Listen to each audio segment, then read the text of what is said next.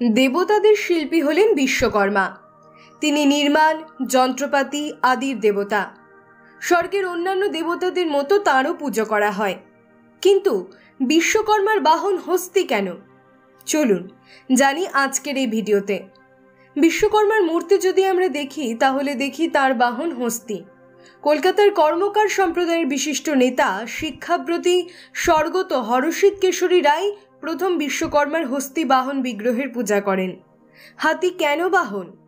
পুরাণের প্রণাম মন্ত্রে বিশ্বকর্মাকে মহাবীর বলে বর্ণনা করা হয়েছে। হাতির কতটা শক্তি তার আন্দাজ করতে পারি।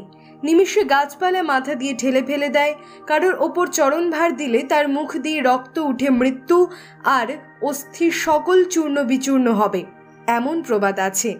হাতি নাকি একটু বড় পাথর সুরে তুলে ছুঁড়ে মারতে পারে। প্রাচীনকালে রাজারা যুদ্ধে হস্তি বাহিনীর প্রবলভাবে ব্যবহার করতেন। তাই এই মহাশক্তিমান প্রাণী এই দিক থেকে মহাযোদ্ধা বিশ্বকর্মার বাহন হবার যোগ্যতা রাখে। হস্তির হাত নেই, তবে একটি কর বা শুণ্ড আছে। কর আছে বলেই হাতির আর এক নাম করি। ক্রি ধাতু থেকেই কর শব্দটির উৎপত্তি। সে এই শুণ্ডের সাহায্যে গাছের ডাল টানে, জল খায়, স্নান করে।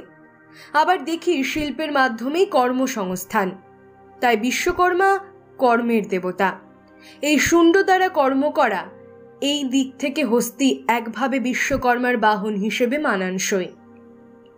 হস্তিকে দিয়ে আরো অনেক কাজ করানো হয়। বন দপ্তর হস্তিকে দিয়ে কাঠ সরানোতে কাজে লাগায়।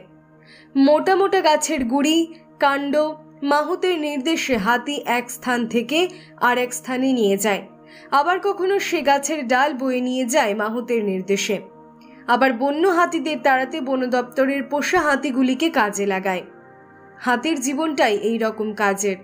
নিজের খাদ্য আরোহণ থেকে শুরু করে মাল বওয়া সবসময় কাজ আর কাজ। আর শিল্পের সাথে কর্মের সংস্থান জল আর ঠান্ডার মতোই। জলে যেমন ঠান্ডা ভাব থাকে, তেমনি কর্মের মাধ্যমে শিল্পের বিকাশ। তাই বিশ্বকর্মা হলেন কর্মেরও দেবতা। এই দিক থেকে শ্রমিক হাতি বিশ্বকর্মার বাহন হিসেবে একেবারেই মানানসই। এইরকম ভিডিও দেখার জন্য আমাদের চ্যানেল সাবস্ক্রাইব করুন। ভালো লাগলে লাইক করুন। কোনো প্রশ্ন থাকলে কমেন্টস করুন।